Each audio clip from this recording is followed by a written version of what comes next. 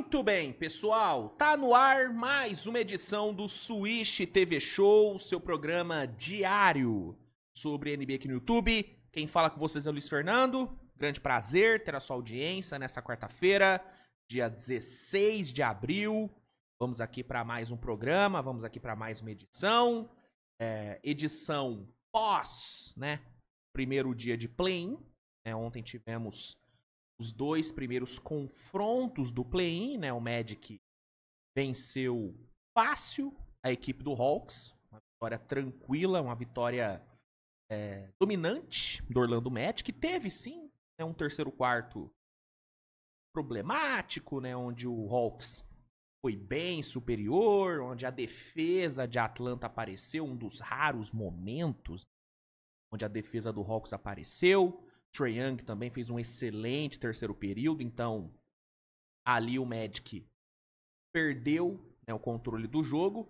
Só que aí no quarto período, com o Cole Anthony, brilhante Cole Anthony, Orlando conseguiu matar o jogo, e depois que o Trae Young foi expulso por conta da segunda técnica, aí a vaca deitou de vez.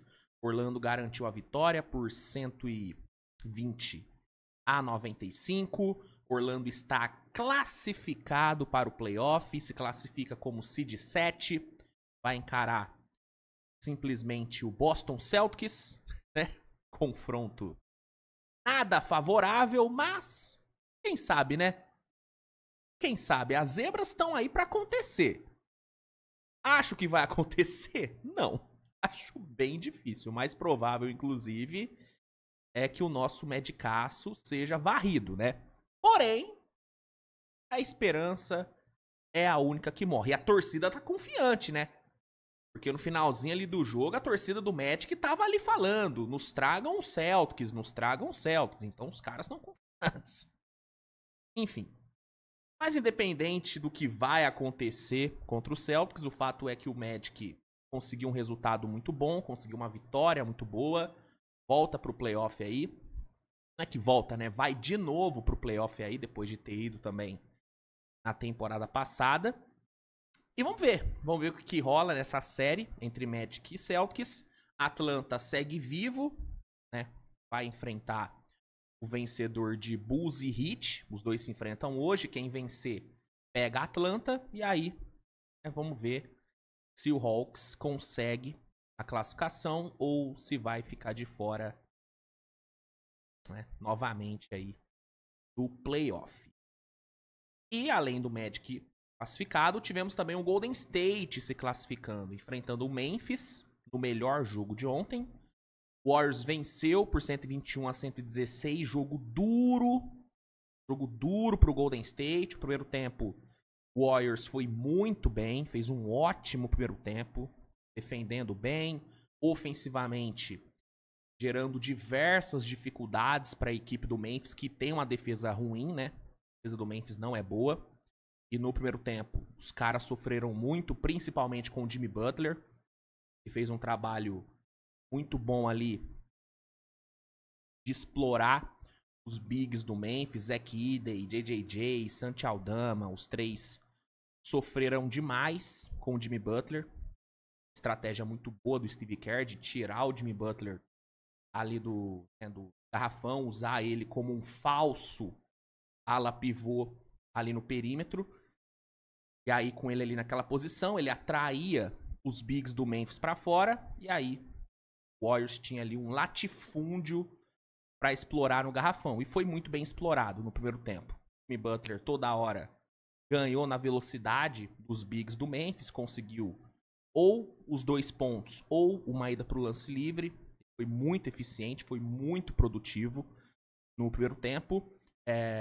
Gary Payton, o próprio Gui Santos também, o próprio Curry conseguiram boas cestas atacando ali o espaço gerado, espaçamento ali do Butler, atacando em cuts, enfim. Foi um primeiro tempo muito bom do Golden State, foi pro intervalo na vantagem. Na volta do intervalo, o Memphis se ajustou.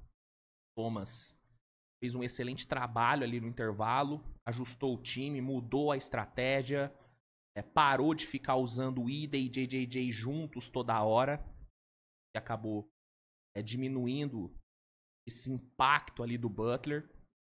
Tanto que o Butler não apareceu tanto no segundo tempo como ele apareceu no primeiro. Claro, continuou produzindo, continuou pontuando, continuou jogando bem.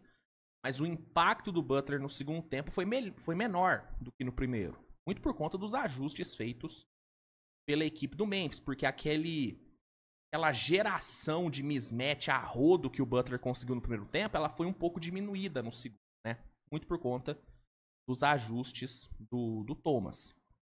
Só que aí, apesar do Memphis ter melhorado na parte defensiva, ter melhorado também na parte ofensiva, Desmond Bane jogando muito no segundo tempo, JJJ também melhorando bastante, acabou que no fim o Memphis não conseguiu vencer porque o tal do Curry resolveu jogar, né? O Curry, que foi muito bem marcado pelo Scottie Pippen Jr., o Scottie Pippen fez tudo que dava pra parar o Curry. No fim ali o homem destruiu, né, velho? O Curry veio pra 15 ou 16 pontos no último quarto, acho que foram 15. Matou 2 bolas de 3 ali no minuto final, cruciais. E aí acabou com o jogo. O Memphis foi guerreiro pra caramba, o Ja Morant foi muito guerreiro. O Ja Morant merece muitos elogios pelo que fez ontem. Ali no fim do terceiro quarto, torceu feio o tornozelo. Tudo indicava que ele não voltaria porque ele tava com muita dor. Muita dor. Mas aí no sacrifício ele voltou pro quarto período, terminou o jogo. Então, o Ja Morant, ele foi guerreiro pra caramba. E o Memphis lutou até o fim, mas não deu, cara. No fim brilhou a estrela do Curry, brilhou o Golden State, que conseguiu a classificação. 121 a 116. Golden State avança como seed 7, vai encarar o Houston. Uma série que tem tudo pra ser muito boa. 2 times que rivalizaram muito nessa última década, né? Enfrentaram direto ali naquela era James Harden em Houston, né? Houston toda hora topava com o Golden State. As lembranças não são as melhores, né? Pro torcedor do Rockets, essa é a grande verdade.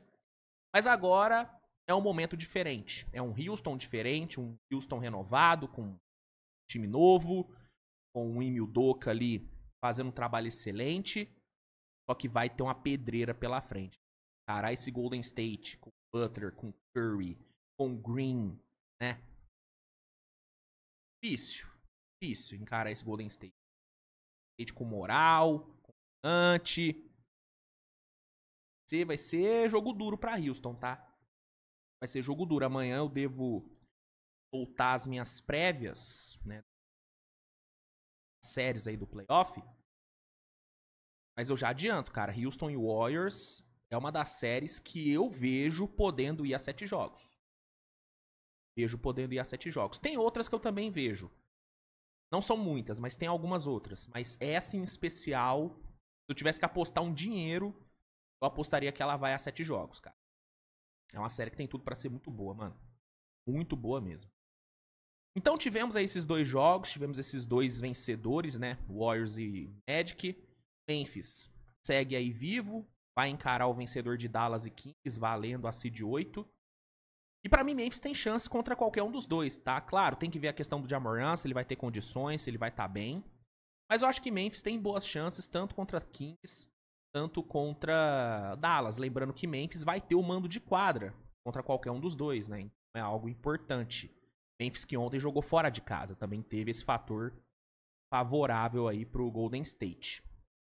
Mas foram aí os jogos que tivemos ontem. Hoje teremos Chicago encarando a equipe do Heat no United Center a partir das 8h30. E a partir das 11 da noite, Dallas vai ali, né, pra Sacramento, vai ali no Golden One, encarar o Sacramento Kings, né? Vamos ver quem que vence desses 2 confrontos. Lembrando que quem perder desses 2 jogos tá fora. Tá fora. Quem vencer vai encarar Magic e Memphis Grizzlies, tá? Então, tivemos ontem o primeiro dia de play-in, hoje teremos o segundo. E vamos aqui, né, falar aqui sobre algumas notícias que saíram ontem. Tivemos ali o Nico Harrison dando uma entrevista ali e tal, falando novamente sobre a questão da troca do Luka. uma entrevista meio secreta, né? Não permitiu câmera, não permitiu gravação de áudio. Mas aí, obviamente, jornalistas que estavam ali presentes reportaram tudo o que foi falado. Ele falou algumas coisas inacreditáveis, assim, né? Impressionante como o Nico Harrison, além de ter errado na troca, ele, pós-troca do Nico Harrison, também tem sido um desastre completo. Toda vez que ele abre a boca pra falar da troca, ele solta uma atrocidade diferente. Então, loucura o Nico Harrison. Se tivesse o prêmio aí de pior GM do ano, ele já seria o... Assim, o Nico Harrison, ele seria o Boston Celtics desse prêmio. Seria o favoritaço. Impressionante. E aí eu vou comentar sobre alguns trechos que se destacaram nessa entrevista com o Harrison. Vou falar também, trazer novos bastidores sobre a questão do Phoenix Suns, que tem rendido muita coisa. Os bastidores de Phoenix estão quentes. E vou também comentar sobre aí um time que está muito interessado e muito disposto a ir atrás do senhor Kevin Durant. Kevin Durant que vai ser trocado nessa off-season. Ele desperta interesse de vários times, obviamente. Mas tem um em especial que está surgindo. Forte candidato a pegar o KD. E aí no episódio aqui eu vou comentar sobre. Tá? Então, vamos aqui, né? Eu já queimei a largada, né? Já falei sobre os jogos de ontem, mas...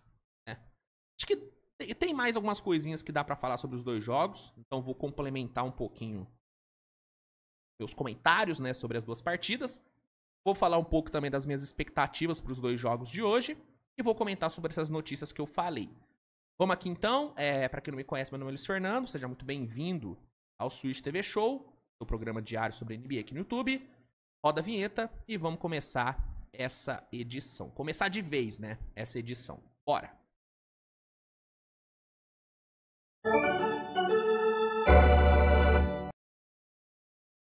Muito bem, pessoal. Falando só mais um pouquinho, né? Sobre os dois jogos de ontem. Sobre Orlando, um ponto que eu acho que é interessante a gente comentar é sobre a importância do Cole Anthony, né, cara? Assim, o Cole Anthony é um jogador que é pouco falado desse time do Magic. A gente acaba falando muito sobre Banqueiro, sobre Franz Wagner, que são, né, uns grandes nomes realmente do Magic. Mas a gente fala pouco sobre o resto do elenco, que é um elenco muito bom, né? É um elenco que tem Wendell Carter, que tem KCP, que tem Jonathan Isaac, que ontem teve um impacto gigante no jogo. Gigantesco impacto do Jonathan Isaac. Tem Goga Bitadze, que ontem jogou pouco, até achei que ele poderia ter jogado um pouquinho mais, o Bitadze, mas deu certo, então quem sou eu pra criticar o Jamal Mosley? Tem Gary Harris, tem Caleb Houston, tem Anthony Black, que jogou demais ontem. Anthony Black jogou muito. E tem esse cara chamado Cole Anthony, um jogador que durante a off-season foi muito envolvido em rumores de troca. Muita gente achou, inclusive eu, que ele deveria ter sido trocado por arremessadores e tal. Eu achei que talvez rolasse uma sign and trade envolvendo ele numa troca por um Klay Thompson da vida. Eu achei que poderia acontecer uma sign and trade, obviamente, do Klay, no caso, né? O Klay faria a sign and trade e iria pro Orlando Magic por um Cole Anthony da vida e por outros jogadores ali. Então eu achei que o Cole Anthony poderia e até deveria ter sido trocado. Não foi, Orlando manteve ele. E aí, ontem, essa decisão de não trocar o Cole Anthony se provou acertada, porque ele foi o cara do jogo, né? Claro, o Wendell Carter fez um ótimo jogo, o Banqueiro, apesar de não ter colocado números espetaculares, teve uma importância muito grande, atacando o garrafão do Hawks, indo muito pro lance livre, gerando muito jogo, usando bem a sua gravidade. Franz Wagner cresceu no segundo tempo também, conseguiu boas jogadas. Anthony Black, como eu falei, né, jogou muito bem. Mas o Cole Anthony foi o cara. Foi o cara que, no quarto período, em meio a uma reação do Hawks, né? Depois de um ótimo terceiro quarto de Atlanta, foi ele que colocou o time nas costas e fechou o jogo. Foi ele que matou o jogo para Orlando. O 41-22 que o Magic colocou no quarto período teve total influência do Cole Anthony, que terminou inclusive com plus-minus de mais 32, uma coisa absurda o que ele jogou. 26 pontos, 4 de 9 para 3, né? O que no Orlando Magic é coisa rara de se ver, né? Ver um jogador matando 4 bolas de 3 no Orlando Magic é coisa rara, é tipo ver um unicórnio, né? Tipo ver um unicórnio. Então, o Cole Anthony ele jogou muito, cara, e é muito legal ver o Cole Anthony jogando assim, porque como eu disse, é um cara que tinha muita gente querendo que fosse trocado. Pra muita gente, não era nem pro Cole Anthony estar no time hoje. Ah, tem muito armador, tem excesso de armadores, tem que trocar por um chutador. E eu até concordava bastante com essa ideia. Magic bancou, não trocou, e o cara fez o que fez. É um jogador que tem personalidade, tá? É algo que sempre foi nítido no Cole Anthony, desde a época de college, né? Era um cara de muita personalidade, um cara muito... que nunca se escondeu e tal. E ontem ele fez o que fez, cara. Jogou 20 minutos e fez chover. Se o Magic quiser sonhar em fazer alguma coisa contra o Celtics, o Cole Anthony ele vai ser peça fundamental. Até porque talvez um ponto onde o Magic possa ser superior ao Celtics é na questão do banco. O banco do Celtics é bom? É bom. Você tem Sam Hauser, você tem Peyton Pritchard. É um banco interessante ali. Tem jogadores interessantes vindo do banco do Celtics. Mas eu vejo o banco do Magic tendo mais opções.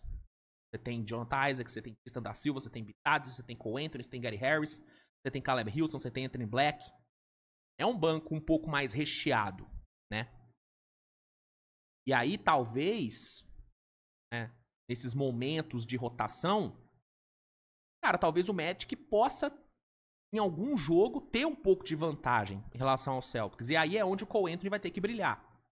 É onde ele vai ter que aparecer. Então, é um cara muito importante para esse time. Hoje, eu já não vejo ele podendo ser trocado. E nem só pelo que ele fez ontem, tá? A temporada do Cole Anthony foi uma temporada muito boa. O Cole Anthony, ele terminou o ano... Ó... Terminou o ano com, né, jogando 18,4 minutos de média, uma minutagem um pouco baixa. Cara, 9,4 pontos, 2,9 assistências, 3 rebotes, chutando pra 35,3% pra 3. O que pra esse time do Magic é algo muito fora da curva, né? Então, assim, é um cara importante, mano. Um cara que fez uma temporada boa como reserva. Os melhores reservas desse time do Magic, talvez até o melhor. Junto do Jonathan Isaac, que eu sou muito fã, né? Amo o Jonathan Isaac, acho um jogadorzaço. Que bom que ele tá saudável. E é um cara, mano, que vai ser muito importante pra esse time nessa série contra Boston. Foi importante pra caramba ontem. E vai ser importante também contra Boston, claro. A vitória, as possíveis vitórias que o Magic possa ter contra o Celtics, claro que vão passar por Banqueiro, por Franz Wagner, claro, vai passar por esses dois principalmente. Mas pode sim passar também pelo Cole Anthony, pode sim passar por esse banco, que é um banco muito bom. O Jamal Mosley tem nas mãos uma rotação muito boa. Pra mim, o banco do Magic é um dos melhores da NBA. Um dos mais completos, é um banco que defende, que ataca. É um banco bom pra caramba, né? E vamos ver, cara, vamos ver o que vai acontecer. Atuação muito boa, o Cole Anthony ele tem uma característica que falta nesse time do Magic, né? Que são shot creators, que são caras capazes de criar o seu próprio arremesso.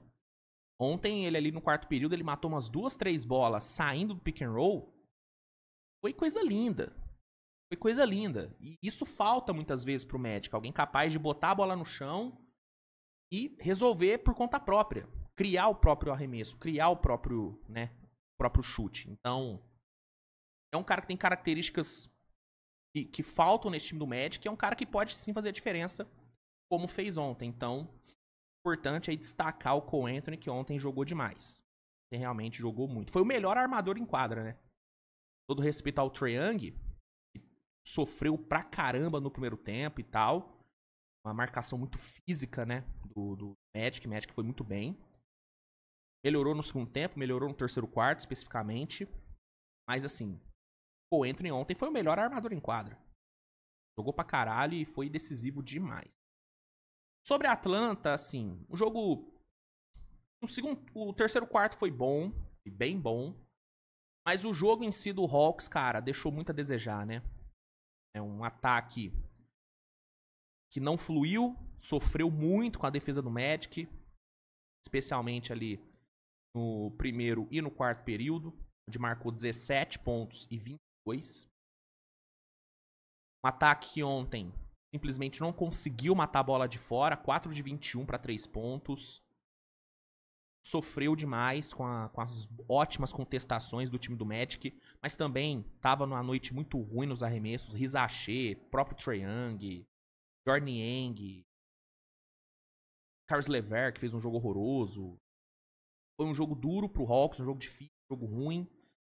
Defensivamente foi um horror, né?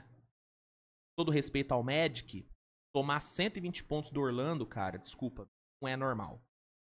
Sua defesa tem que ser muito ruim para tomar 120 pontos de um dos piores ataques da NBA. O Orlando tem um dos piores ataques. Ataques menos produtivos. É um time que é alérgico à bola de 3. E ontem o Orlando matou 11 bolas de 3. Então foi um jogo ruim do Hawks. Talvez o único que se salve mesmo é o Trae Young. E mesmo assim, é um cara que foi ejetado. É um cara que foi muito bem marcado no primeiro tempo. Então, cara, jogo complicadíssimo aí. E, cara, o próximo jogo, seja contra Chicago, seja contra Miami, tende a ser bem complicado também pra Atlanta, cara. Tende a ser muito difícil. Se tivesse Jalen Johnson, aí, cara, eu veria o Hawks com melhores olhos. Mas sem ter o Jalen Johnson ali, cara, é difícil. É difícil. Claro, contra um Chicago Bulls, seria um jogo mais aberto, porque Chicago também é horroroso na defesa, então seria uma trocação, e aí talvez o Hawks, tendo o mando de quadra, pudesse tirar mais vantagem. Mas contra Miami, por exemplo, eu acho que é um matchup difícil pra Atlanta. Porque Miami, apesar de todos os problemas que tem no ataque, é tipo o Orlando Magic, que tem uma defesa boa. Claro, não é uma defesa tão boa quanto o do Magic, mas é uma defesa boa. Uma defesa que fez um trabalho bom na temporada. E tem Tyler Hero, tem Bam Adebayo, caras que podem desequilibrar. Então, sei lá, cara. Atlanta é um time que eu vejo podendo sim não conseguir a classificação. Seja contra Chicago, seja contra Miami, eu admito que hoje eu colocaria qualquer um dos dois sendo o favorito contra a Atlanta. Mesmo tendo o mando de quadra. E todo o respeito do mundo ao Trae Young, tá? Ao Trae Young, ao torcedor do Hawks, todo o respeito do mundo. Mas, sinceramente, é um time que eu... Pra um jogo desse tamanho, pra um jogo único, assim, com esse nível de pressão, é um time que eu não confio, cara. É um time que eu não confio. Vamos ver o que vai acontecer, né? Vamos ver. Mas sobre esse jogo, acho que é isso que eu tinha pra falar. Sobre o Warriors e Memphis, pra não ser repetitivo, já falei, né, no pós-jogo sobre o que foi o Jimmy Butler, uma atuação gigante, um primeiro tempo absurdo, um segundo tempo um pouco menos absurdo, mas ainda assim bom, 38 pontos, né, o Butler, até puxei aqui, cara, tinha umas estatísticas bem interessantes sobre a atuação de ontem do Butler, deixa eu só puxar aqui rapidinho, eu acho que é legal trazer.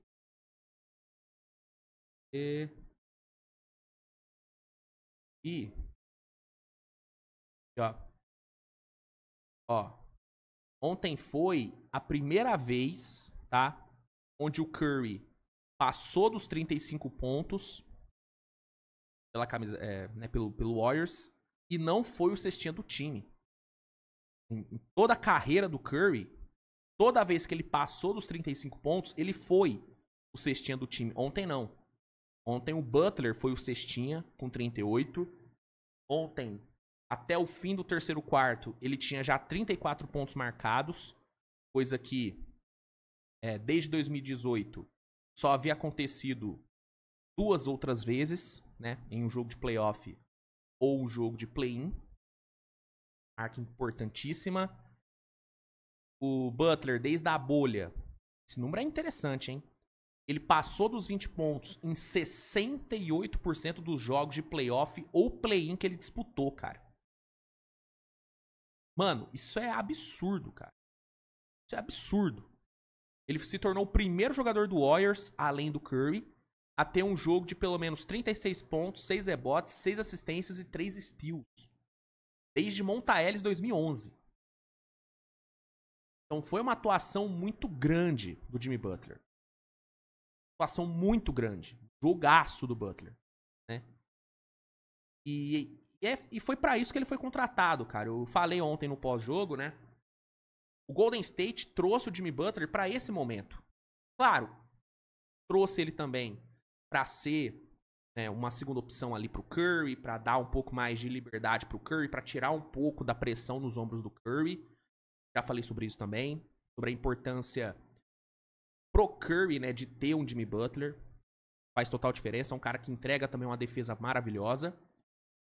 Mas a chegada do Butler, ela claramente foi pensando em ser campeão nessa temporada, em chegar longe no playoff, em abrir mais a janela de título do time.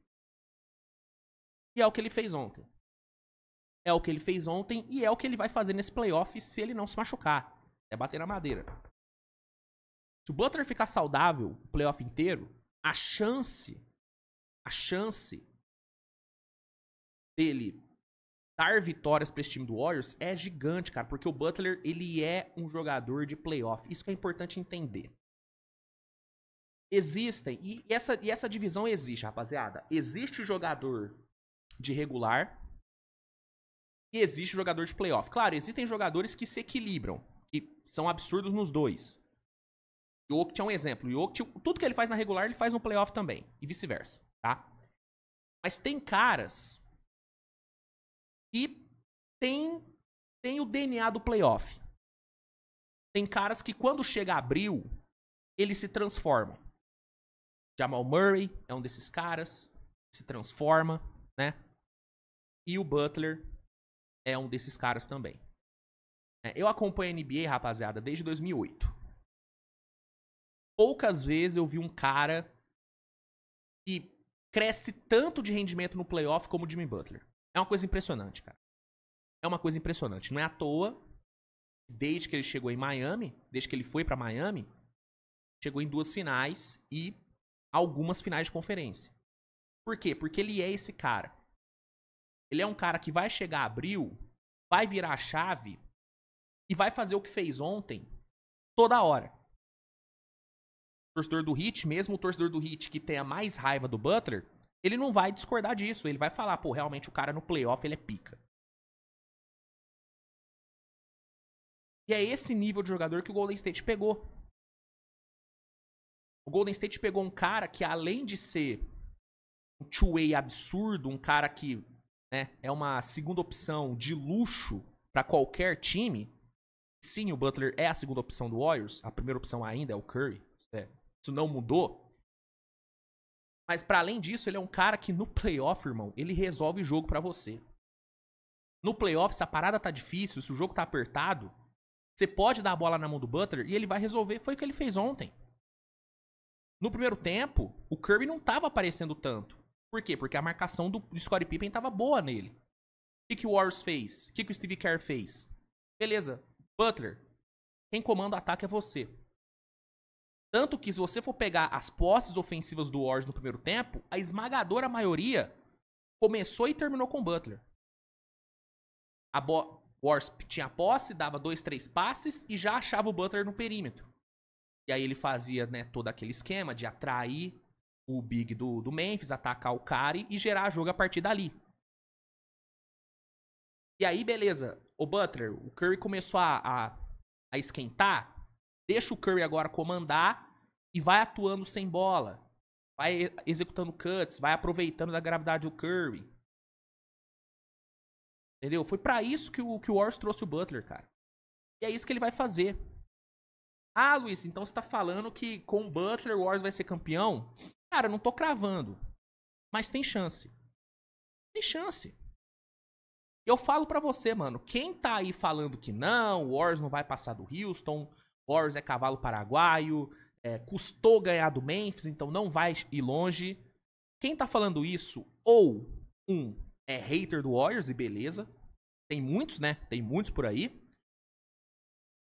Ou não assistiu o Warriors suficiente pós-chegada do Butler, não assistiu os jogos suficientes do Warriors pós-chegada do Butler, ou não conhece o Jimmy Butler. E não conhece o peso da camisa do Golden State no playoff. Ah, Luiz, mas camisa no playoff pesa? Pesa pra caralho. Você quer exemplo maior disso do que o Heat em 23? O Heat em 23 chegou nas finais pelo fator Butler e pelo peso da camisa.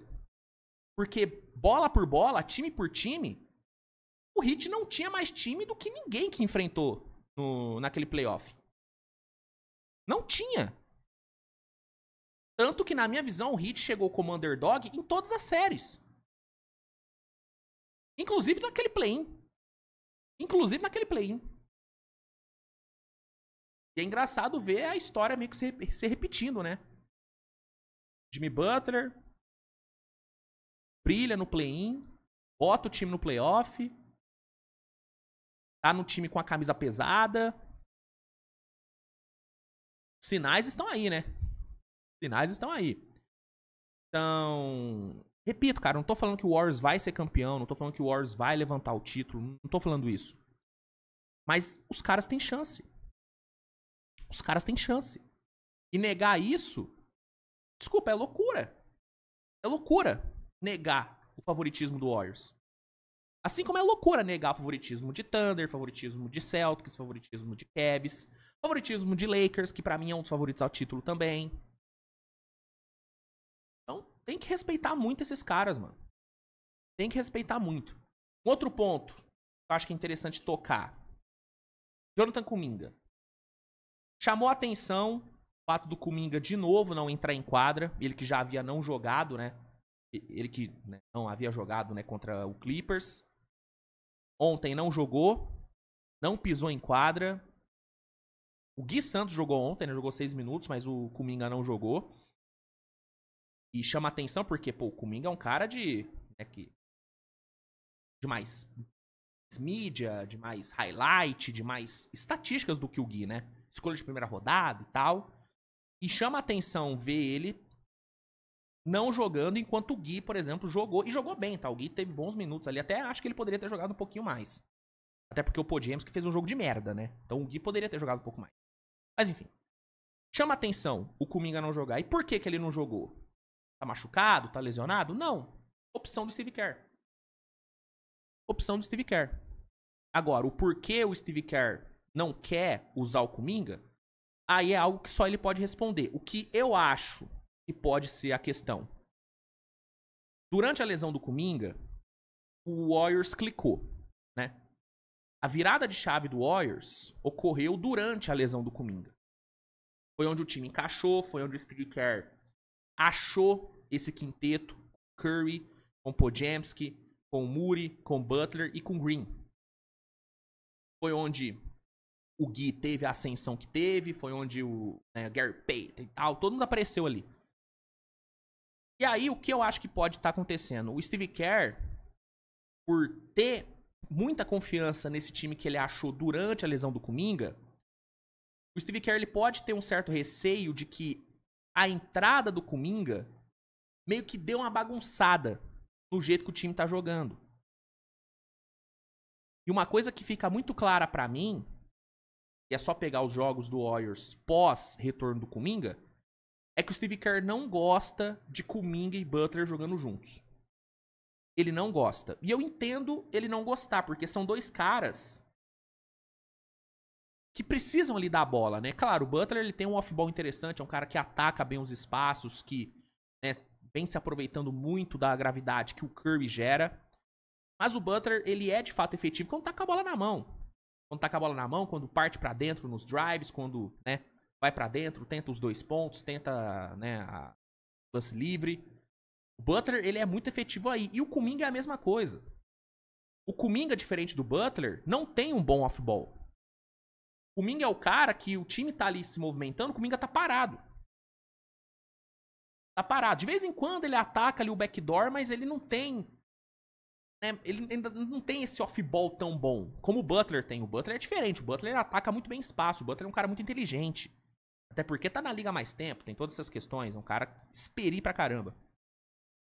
Então eu entendo que ter Butler e Kuminga ao mesmo tempo em quadra, sei lá, talvez a dinâmica não seja a ideal. Ainda tendo o Draymond Green. Pra mim, os 3 em quadra ao mesmo tempo é meio difícil de você, né, alinhar os 3, né? Então eu entendo o Steve Kerr não utilizar tanto os 2 juntos. Agora, eu acho que é meio que um desperdício você não botar, vindo do banco, um jogador do nível do Kuminga. Que entrega um atleticismo, que entrega uma explosão de pontos. O Kuminga é um cara que num jogo assim, duro, se jogar uns 20 minutinhos, ele pode entregar 20 pontos. E 20 pontos fazem diferença. No playoff, então, é brincadeira. Faz uma diferença absurda. É um cara que, jogando ali seus 20 minutinhos, de rolê, pode ter direto 14, 15 pontos no jogo. Né? Entregando uma energia, uma agressividade em transição. Então, eu entendo o porquê que talvez o Steve Kerr não utilize tanto o Kuminga e tenha receio de colocar o Kuminga pra jogar. Eu entendo, mas eu acho que é meio que um desperdício. Acho que dá pra você, beleza, você não quer usar o Kuminga junto com o Butler? Então usa ele vindo do banco na segunda unidade. Né? Você vai entrar, você vai deixar o Butler dar uma descansada, pô, põe o Kuminga no lugar. Bota ele pra jogar com o Curry ali, né? Aí o Curry vai descansar, vai voltar com o Butler, aí você tira o Kuminga. Acho que dá pra encaixar o Kuminga nessa rotação. Por exemplo, pra mim, é muito mais válido, tá? Você utilizar o Kuminga hoje do que utilizar o Buddy Hield, que não faz nada. Ah, é um arremessador de elite. Eu tô vendo arremessador de elite. Tô vendo. Eu vi contra o Clippers. Eu vi, né, nos últimos meses, o elite de Buddy Hield. É brincadeira. É brincadeira. Sabe? Pra mim, o Steve Kerr, ele deveria aceitar que talvez o Buddy Hield não seja uma peça válida e, cara, aumentar a minutagem do Kuminga, aumentar a minutagem do Gui. E não é pachequismo em relação ao Gui, não, tá? Porque eu acho que o Gui, ele tem um impacto muito bom. Pra mim, o Gui impacta muito mais no jogo do que o Buddy Hield. Mas muito mais. Briga por rebote, intensidade, cut sem bola, sabe? Né? Então, de novo, eu entendo o porquê do Steve Kerr não utilizar tanto o Buddy Hield. O Buddy Hield usa pra caralho. Não utilizar tanto o Kuminga. Mas eu discordo. Eu acho que ele deveria sim ser mais utilizado. Porque é um desperdício, cara. E é aquilo, se você não queria utilizar o Kuminga, pô, trocava ele na trade deadline então, né? Trocava o cara, pô. Porque é mais um playoff onde talvez o Kuminga não jogue. Como foi em 23, né? 23 o Kuminga quase não jogou também. No título ele quase não jogou também, 22, mas ali era entendível, novato e tal, fazia sentido, mas... trocava o cara então, pô. Trocava o cara então. Mas enfim, só quis tocar nesse ponto do Kuminga, porque é um ponto que vem sendo muito falado nos comentários do pós-jogo, né? Muita gente falou sobre o Kuminga. Pô, por que não tá jogando? O que tá acontecendo? Não tá jogando porque o Steve Kerr não quer, gente. Basicamente é isso. O Kuminga não joga porque o Steve Kerr não quer. E na minha opinião é por conta desses pontos. Dele não querer mudar a rotação que ele achou. Dele não gostar de Kuminga e Butler jogando juntos. Acho que é muito por conta disso, vai muito nisso também. E também porque o Kuminga, isso tem que ser falado também, né? Do jeito que eu tô falando, parece que o Kuminga é um pobre coitado. Mas o Kuminga também, ele tem um problema de tomada de decisão, que é um absurdo, né? E ele faz de cagada também, o que ele toma de decisão errada durante os jogos é surreal. E é um cara muito inconsistente. O Kuminga é um cara que hoje vai marcar 30 pontos no jogo e amanhã vai marcar 2. E no playoff, gente, playoff é tiro curto, mano. Playoff você tem que botar os caras que você confia. né? Então, também tem esse ponto que é contra o Kuminga. Também não é como se o Kuminga fosse um jogador absurdo de bom e o Steve Kerr tá, né, por birra não colocando ele. Não é o caso. Se o Kuminga tivesse a consistência, por exemplo, do Moses Moody, por que o Moses Moody é titular e o Kuminga não joga? Porque o Moody é mais confiável. Eu sempre falei, né? Sempre falei, gente, o Kuminga pode ter mais talento, pode ter mais teto, mas o Moody é um jogador mais confiável. O Moody é um jogador mais sólido. Sou muito mais o Moody do que o Kuminga. Tá aí. Quem é que tá jogando e quem é que tá no banco? Mas enfim, só quis tocar nesse ponto porque é realmente algo que tem sido muito falado. Sobre o Curry, atuação bizarra, de boa, mesmo sendo muito bem marcado. Mesmo muito bem marcado, o Curry fez o que fez. É um monstro. E tá jogando lesionado, né, cara? Tá jogando com problema no dedo, teve também uma lesão no cox. E tá ali, fazendo chover. O cara é monstruoso. O cara é monstruoso. Então, Curry, Kuminga, Butler... Ah, sobre Memphis. Ah, cara, um primeiro tempo ruim, um segundo tempo muito bom. Ja Morant, como eu já falei, um guerreiro, jogando sacrifício. Merece muitos elogios pelo que fez. O JJJ merece elogios, cara, porque ele fez um primeiro tempo de merda e melhorou muito no segundo tempo, não foi ejetado, que me surpreendeu bastante, então JJJ merece elogios. Eu vou te falar, o Zach Edey, cara, apesar dele ter sido meio que exposto ali no primeiro tempo, foi toda hora atacado ali pelo Butler, e em todas as vezes ele, né, famoso ficou de xereca. Mas o Edey, cara, dada as características que ele tem e dado o contexto do jogo, cara, ele fez o que dava, assim. Pegou rebote a rodo, pegou muito rebote ofensivo, deu muita segunda chance pro Memphis. E é um novato, né? Um novato no primeiro jogo de pós-temporada. Então acho que dá pra relevar um pouco, né, as coisas ruins do Edey. Repito, foi alvo, foi atacado, foi exposto, sim. Mas acho que dá pra passar um pequeno paninho pro Edey. Desmond Bane monstruoso. Jogo absurdo, Desmond Bane jogou demais. Mas é aquilo, cara. Enfrentar o Golden State no Chase Center com esses dois caras jogando do jeito que jogaram é difícil, mano. É muito difícil. Jalen Wells fez uma puta falta. Uma puta falta, moleque. Felizmente, né? Teve a lesão que teve no punho, né?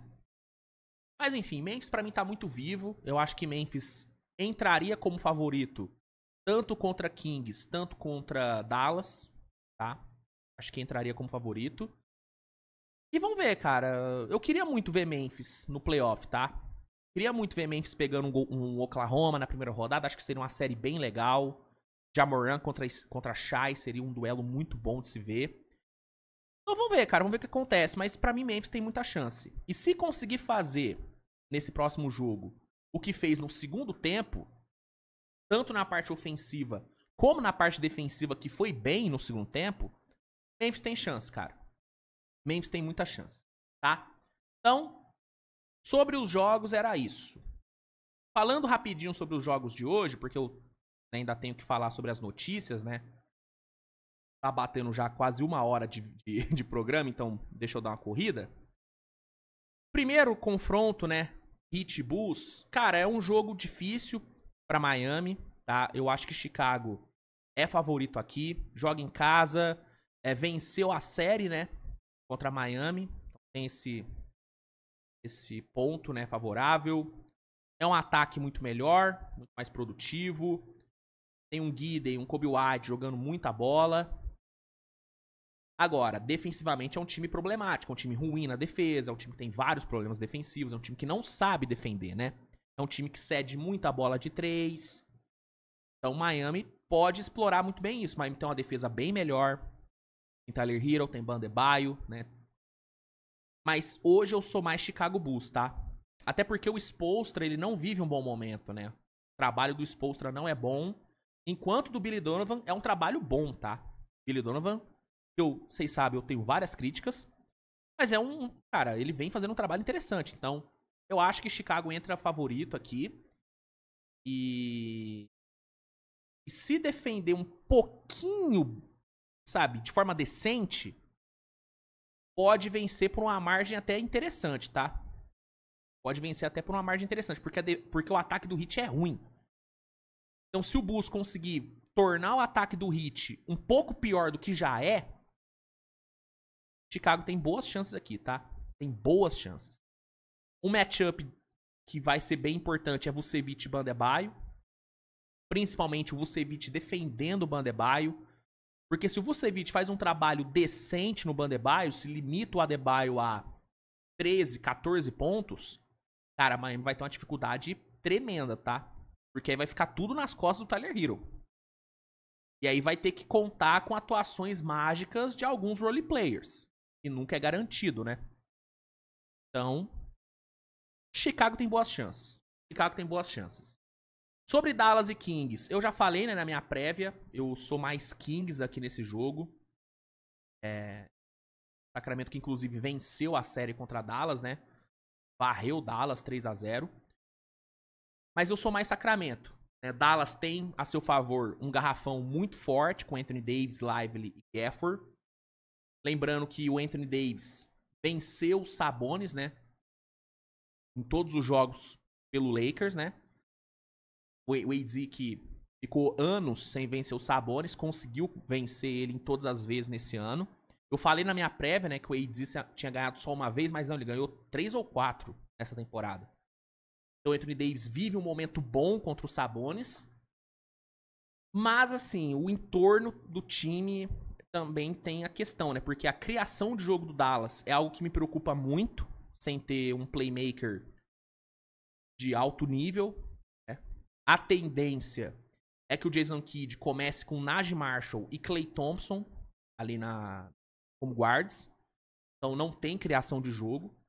É um time que vai jogar basicamente na base da defesa e na transição. E bola no Anthony Davis no post e deixa ele trabalhar. Vai ser isso que eu acredito, né, que o Dallas vai fazer. Então isso é um ponto que me preocupa.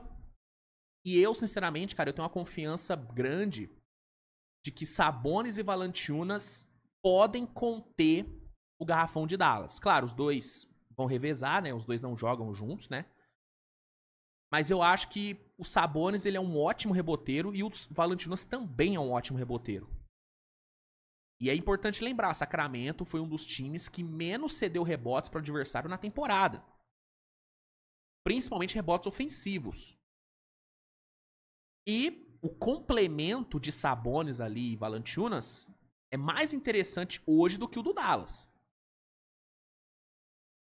Né? Enquanto o Kings tem ali DeRozan, Lavine, Keegan Murray, Dallas vai ter quem? PJ Washington, que é muito bom, mas não é um DeRozan. Né?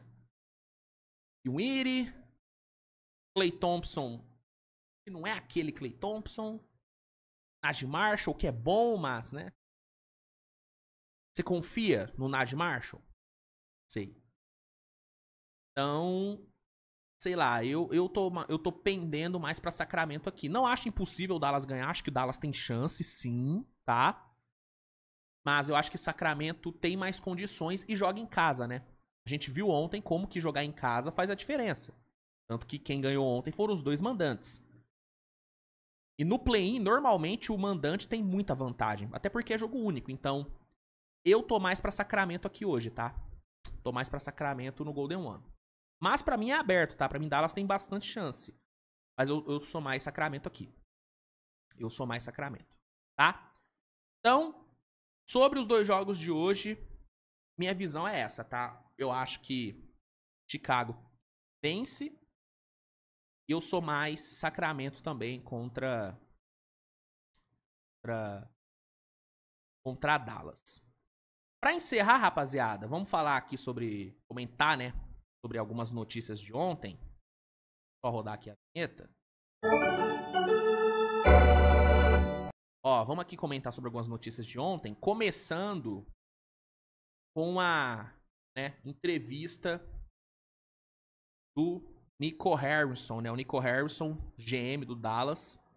Ele cedeu uma entrevista secreta, né? Sem câmera, sem microfones. Cedeu essa entrevista pra falar, né? Sobre a troca, enfim. falar de novo, né, sobre a troca e tal, e sobre a revolta do torcedor. Falou sobre várias coisas. E aí, né, o Coast to Coast publicou aqui alguns destaques, umas linhas dessa entrevista. E essas linhas, né, essas aspas do Nico Harrison foram tiradas, né, das reportagens do Tim McMahon e do Tim Cato, né, que participaram, né, que estiveram presentes nessa entrevista secreta do Nico Harrison. E aí eu vou aqui ler as aspas do Nico Harrison e fazer os meus comentários. Vamos lá. Detalhes completos da coletiva de Nico Harrison hoje à tarde. Primeiro, sobre não consultar Dirk Nowitzki na troca do Luka. Abre aspas. Você não pode procurar conselhos de pessoas que não estão no CT de forma constante. Não entendem o que a equipe está passando dia após dia. Minha obrigação é com o Dallas Mavericks. Isso é o mais importante. Algumas dessas decisões serão impopulares para o Dirk ou para os fãs, mas minha obrigação é com o Mavericks. E assim, eu entendo que essa aspa aqui pode passar um ar de a opinião do Dirk Nowitzki não importa pra mim. Eu sei que pode passar essa mensagem, e talvez até tenha sido essa mensagem mesmo que ele quis passar, mas eu não discordo 100% dele não, viu? Tá? Apesar do Dirk ser o maior ídolo do Dallas, né, um cara importantíssimo, óbvio, discutir a importância do Nowitzki é uma loucura. Mas eu acho que nesse tipo de decisão de, pô, vou trocar ou não tal cara, vou fazer tal movimento ou não, eu acho que nesse tipo de decisão, tipo, não tem por que consultar o Dirk. Você pode perguntar como amigo. Tipo, e aí, Dirk? Pô, se eu quisesse trocar o Luka, hein? O que você acha? Aí, obviamente, o Dirk ia falar que não, você é um maluco. E aí, beleza. Mas basear a sua opinião, né? Basear a sua decisão na opinião de um cara que não é uma presença oficial do Dallas, do tipo, Nowitzki não é presidente de operações, Nowitzki não é nada, além de ser o maior ídolo da franquia. Quando eu falo nada, vocês entendem o que eu quero falar. Ele não tem um cargo no Dallas. Esse é o ponto. Então eu acho que o GM não precisa e não deve, tipo, tomar a sua decisão baseada na opinião de um cara que não trabalha efetivamente no time. Você quer basear sua opinião você quer basear sua decisão na opinião de alguém? Então vai falar com o treinador. Vai falar com, sei lá, o assistente. Vai falar com o presidente. Agora, é tipo assim, por exemplo, o Warriors... o Warriors não, vai usar um outro exemplo. O Bulls. O Bulls tá pensando se vale ou não trocar o Vucevic. Aí antes de trocar o Vucevic, o GM do Bulls, o Carne Sovas, liga pro Michael Jordan e pergunta: e aí, Jordan, você trocaria? Se o Jordan falar que não, ele fala: não, então eu não vou trocar, porque o Jordan falou que não é pra trocar. Entendeu? Você não... Acho que o GM em si, ele não tem realmente que basear sua decisão na opinião de pessoas externas.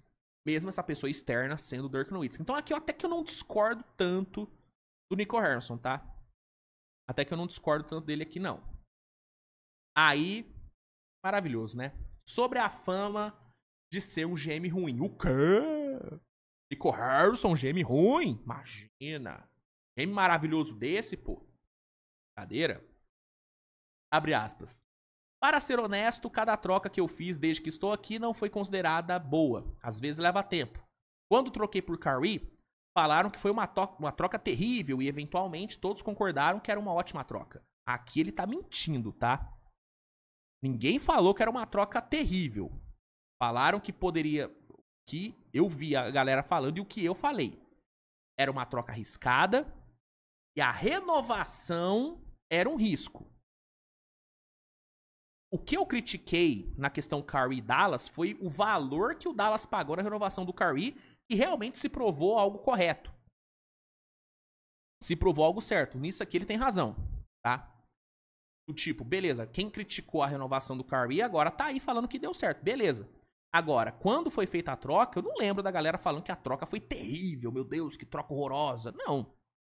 Não foi esse ponto. Não foi esse o ponto. Era uma troca arriscada, porque não sabia se Luke e Kyrie iam dar certo juntos e tal. Mas ninguém falou que era uma troca terrível. A renovação do Kyrie, aí sim ela gerou discussão.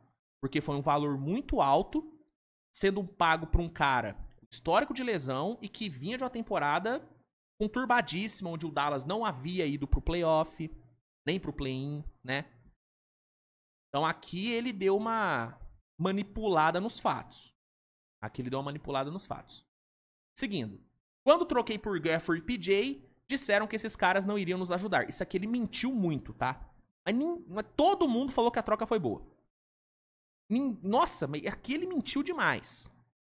Quando saiu a troca pelo Gafford e pelo PJ, todo mundo falou que a troca foi boa. Tanto que o Dallas foi colocado como um dos grandes vencedores daquela trade deadline. Então aqui ele mentiu.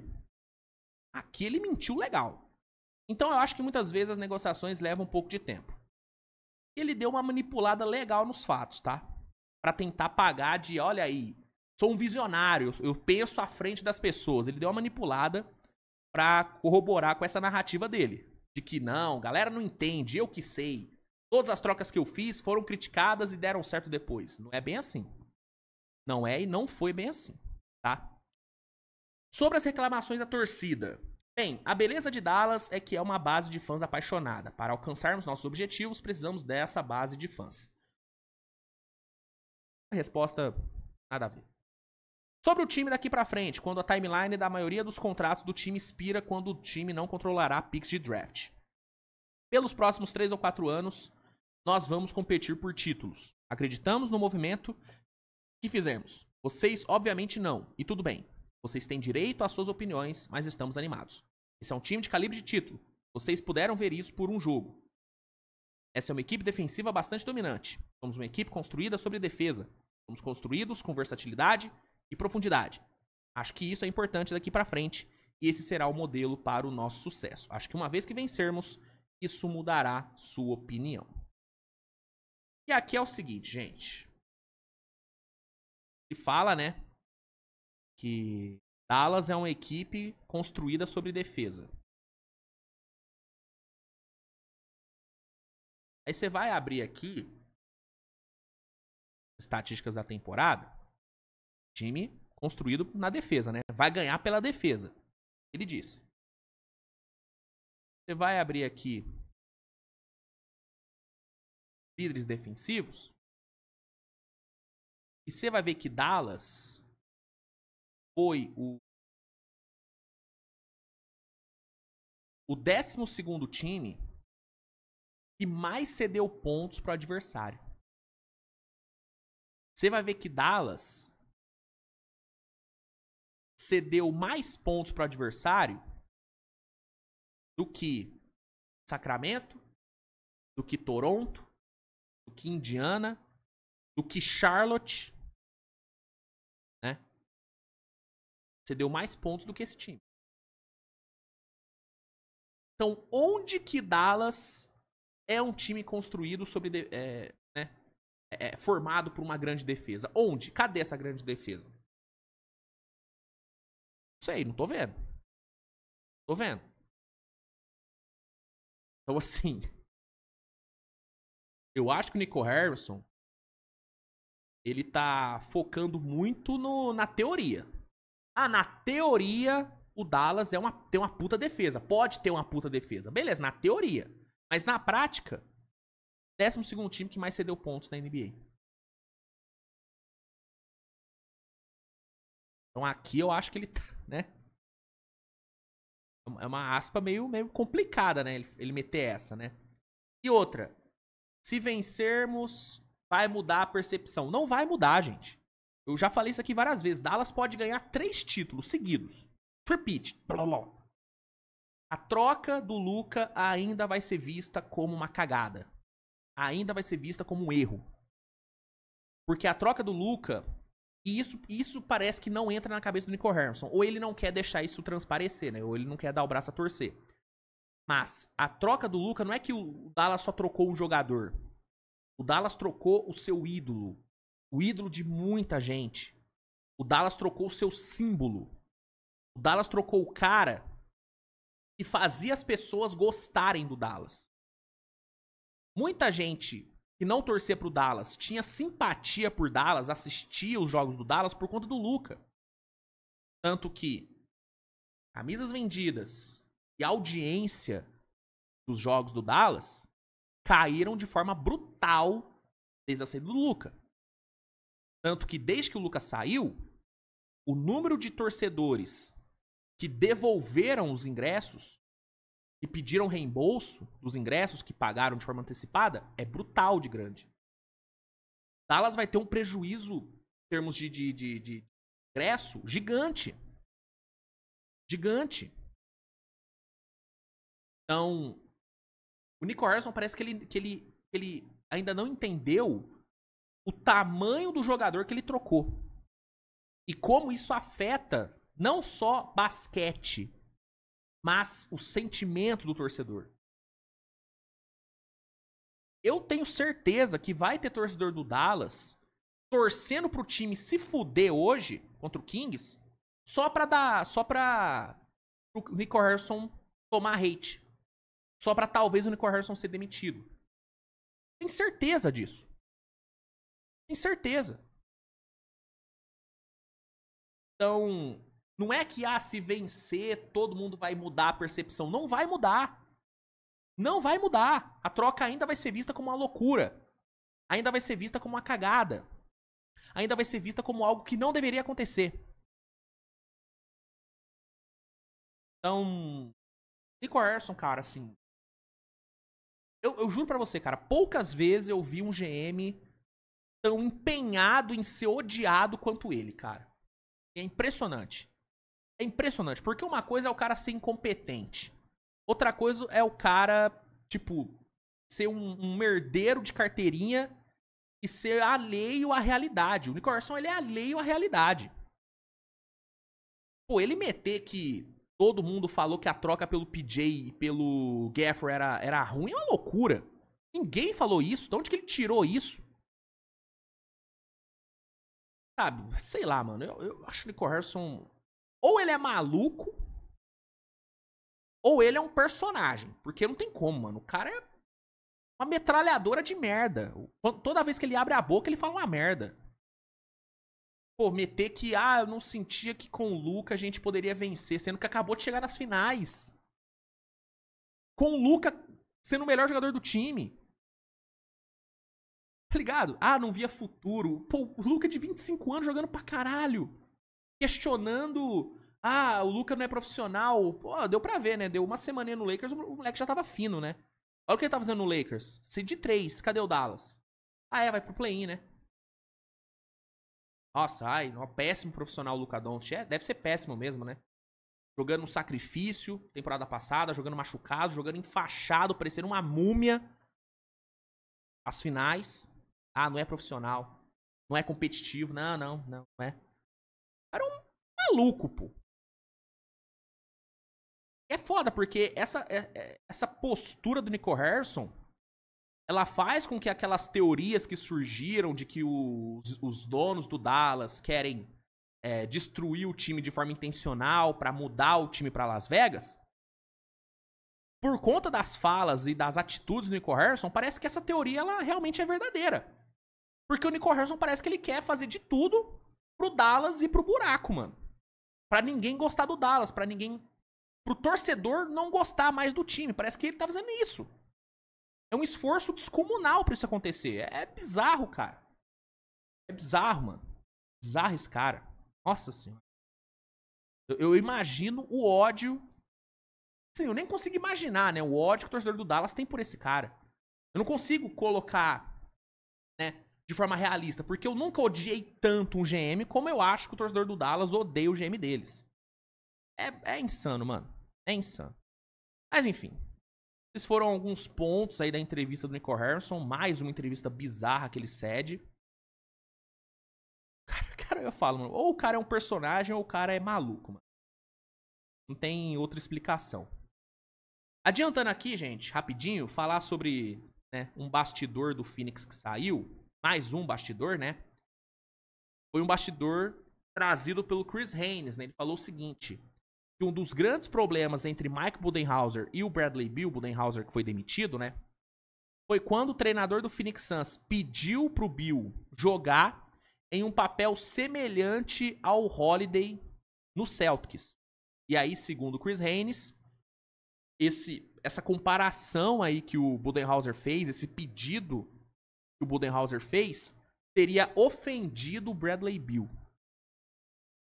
O Beal ficou ofendido pelo Budenholzer sugerir que ele executasse um papel parecido com o Holiday. Um papel, acredito eu, meio de secundário, de coadjuvante, né, de não ser um cara de protagonismo ofensivo, de ser um cara mais dedicado na defesa. Acho que o Budenholzer deve ter pedido isso e parece que o Beal ficou ofendido do tipo, Bradley Beal, uma estrela dos maiores salários da NBA, eu vou descer de patamar, eu vou virar um coadjuvante, eu jamais. Jamais. Parece que foi isso que aconteceu. E assim, todo respeito ao Bradley Beal, gente. Todo respeito. Mas o Bradley Beal, ele não toca no dedinho do pé do Jrue Holiday. Tá? Não é que o Jrue Holiday é um pouco maior do que o Bradley Beal. Ele é muito maior do que o Bradley Beal. Muito maior. E eu te falo uma coisa. O Bradley Beal, ele não conseguiria fazer o que o Holiday faz. Mas nem começar a fazer. Tá? Nem começar a fazer. Quem deveria se sentir ofendido com essa comparação seria o Holiday. O Holiday tinha um direito de se sentir ofendido. Sim, uma loucura, cara. Assim, eu falo, cara, o Bradley Beal, ele é outro cara que é alheio à realidade. Na cabeça dele, ele ainda é o Bradley Beal de 2020. Na cabeça dele, ele é All-Star. Coisa que ele não é há anos. Há anos. E eu já falei aqui. Nunca achei nada demais o Bradley Beal, tá? Nunca achei nada demais. Sempre achei um cara bom, mas que só tinha os números que tinha pelo contexto que ele tava. Jogando num time ruim, num time que não competia, aí beleza, aí é mole você ter estatística. Agora, vai ter estatística num time forte, num time competitivo. Não consegue, né? O que foi o Bradley Beal em Phoenix? Uma piada. Tragédia. Então, todo respeito aí ao Bradley Beal, mas quem deveria se sentir ofendido era o Holiday. Um cara 2 vezes campeão, um cara múltiplas vezes em times ideais de defesa, um cara que já foi All-Star, e um cara que eu tenho certeza que o Celtics jamais trocaria por um Bradley Beal. Jamais trocaria. Então, uma loucura isso aqui, tá? Uma loucura isso aqui. Uma diva, né? O Bradley Beal realmente virou uma diva absurda. E quem perde com isso? Phoenix, né? Phoenix. Ai, uma loucura, né? O cara fica ofendido por ser comparado com o Jrue Holiday. O cara deveria se sentir lisonjeado, pô. Lisonjeado. O Holiday é muito maior, muito mais jogador do que o Bradley Beal. Muito mais jogador. E pra encerrar, né, aqui, nosso programa de hoje, falar rapidinho sobre essa notícia que saiu sobre o interesse aí do Minnesota em Kevin Durant. O Durant já é sabido, né? Vai ser trocado no off-season, isso já é certo, vai acontecer. E aí, muitos times aparecem como possíveis candidatos, né? Oklahoma, Dallas, Houston muito forte, né? São times que despontam como possíveis destinos para o nosso Durant. E aí, segundo aqui a matéria do The Playoffs, que traz a informação do Brian Windhorst, o Minnesota teria um interesse forte no nosso querido Kevin Wayne Durant. E aí vou ler aqui a matéria e comentar sobre ela com vocês. A possível saída de Kevin Durant do Phoenix Suns voltou a agitar os bastidores da NBA. Segundo o jornalista Brian Windhorst, da ESPN americana, o Minnesota Timberwolves foi o time mais agressivo ao tentar uma troca pelo astro durante a última temporada. Embora a negociação não tenha avançado, a franquia segue atenta a uma nova oportunidade. A temporada regular 24-25, recém-encerrada, serviu como um alerta para o Timberwolves. Com um elenco talentoso e liderado por Anthony Edwards, o time ainda parece estar a uma peça de distância de se tornar um verdadeiro candidato ao título. Por isso, a diretoria acredita que Kevin Durant pode ser justamente essa peça. Segundo o Windhorst, o Phoenix Suns colocou um preço alto por Durant. A pedida envolvia jogadores jovens, escolhas de primeira rodada e até estrelas em atividade ou em ascensão. Portanto, não seria fácil encontrar uma franquia disposta a pagar tanto e que, ao mesmo tempo, agradasse o próprio KD. Mesmo assim, Minnesota aparece como um forte candidato. Afinal, os donos da franquia, Mark Lowry e Alex Rodrigues, demonstram ambição. Eles assumiram recentemente o controle total da equipe e buscam deixar sua marca. Assim como Matt Ishibia fez em Phoenix, eles podem investir pesado para trazer o nome de impacto. E aí, troca envolveria grande risco, mas também enorme potencial. Claro, a experiência recente do Suns também serve como alerta. A franquia entregou Mikal Bridges, Cam Johnson, 4 escolhas de primeira rodada e ainda uma swap de 2028 para trazer Durant em 23. O retorno, no entanto, foi abaixo do esperado. Uma semifinal de conferência, uma varrida nos playoffs seguintes e nessa temporada, fora até o play-in. Realmente, vexame inacreditável. Mesmo assim, a situação dos Timberwolves é um pouco diferente. Eles já abriram mão de Karl Anthony Towns, consolidando Anthony Edwards como rosto da franquia. A ideia de adicionar Durant ao lado de Edwards pode transformar o time em um verdadeiro pesadelo para os adversários no Oeste. Além disso, se o time tivesse sucesso nos playoffs de 25, especialmente se vencer o Lakers na primeira rodada e chegar na semifinal de conferência, o front office pode sentir que falta apenas uma superestrela experiente para fechar o quebra-cabeça. Hoje, ainda há muitas barreiras para uma troca acontecer. Contudo, o Kevin Durant continua despertando grande interesse na liga. Caso o Suns considere uma reformulação ou KD seja um novo desafio, ou KD deseje um novo desafio, Minnesota certamente voltará a perseguir o astro. Por enquanto, é apenas especulação. Mas se os Wolves quiserem dar o salto definitivo rumo à elite da NBA, não há dúvidas de que Durant seria uma aposta ousada e possivelmente decisiva. Bom, como é falado aqui na matéria, né, o Minnesota já foi atrás do Kevin Durant num passado recente. Foi atrás, acabou não dando certo. E a tendência é que com ele disponível no mercado, o Minnesota volte a ir atrás dele. Eu acho que é um ótimo alvo para Minnesota. Como é um ótimo alvo para qualquer time, né? Qualquer time que for atrás do Durant, tá certo, tem que ir atrás dele mesmo. Mas Minnesota é um time interessante porque é um time já bem montado, né? Um time que já tem ali uma base entre Edwards, Gobert, chegou a, né, de Vincenzo, tem ali Mike Conley, tem Jalen McDaniels, tem o Julius Randle que chegou agora e tal. Então é um time já bem montadinho. Naz Reid também, né? Ótimo jogador. Pegou o Rob Dillion também, enfim. É uma base boa. É um time que vem, né, sendo bem competitivo aí e tal. Chegou numa final de conferência ano passado. Tá de novo no playoff. Pode, né, sonhar com uma semifinal, quem sabe, se passar do Lakers. Tem um treinador que já tá no time há um tempo. Então é um cara que conhece muito bem o elenco. Coisa que o Durant não tinha quando chegou em Phoenix, né? Tipo, o Monty Williams estava em reta final de ciclo. E aí veio o Frank Vogel, veio o Budenholzer.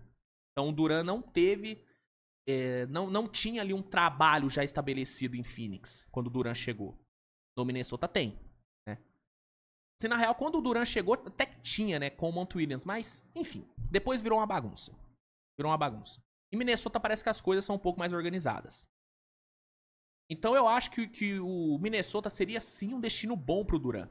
Ele com o Anthony Edwards, eu acho que os dois poderiam dar muito certo, até porque o Anthony Edwards tem o Kevin Durant como seu grande ídolo, então é óbvio que ele faria de tudo pra dar certo com o Durant.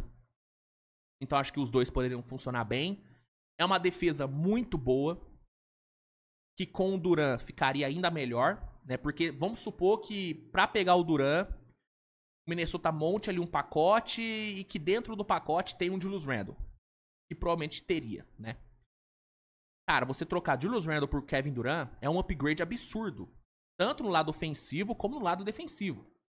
Então você teria o Minnesota, né? Você teria ali um time do Minnesota muito melhor nos dois lados da quadra. Mais seguro. E com o Kevin Durant doido pra dar uma resposta. É doido pra finalmente ganhar um título longe do Golden State, que é o que ele mais quer e não adianta ele negar. É isso que ele quer. É isso que ele quer. Então eu acho que o Minnesota seria um destino muito bom pro Durant. Agora, será que o Minnesota seria um parceiro bom pro Phoenix Suns? Aí é um outro ponto. Porque quando você olha pro que o Phoenix estaria querendo pelo Durant, múltiplas escolhas de draft, jovens jogadores e tal, você vê outros times do próprio Oeste com mais bala na agulha. Houston, Oklahoma, né? Só pra citar 2 exemplos. Então, sinceramente, eu acho que Minnesota seria um destino interessante. Eu acho que pode acontecer, não duvido de acontecer. Ainda mais se o Durant meio que forçar uma ida pra lá, né? Meio que ele indicar pro Phoenix que ele quer ir pra Minnesota. Eu acho que pode acontecer. Mas não é a minha principal aposta. Eu sigo muito firme com a ideia de Houston. Muito firme, tá?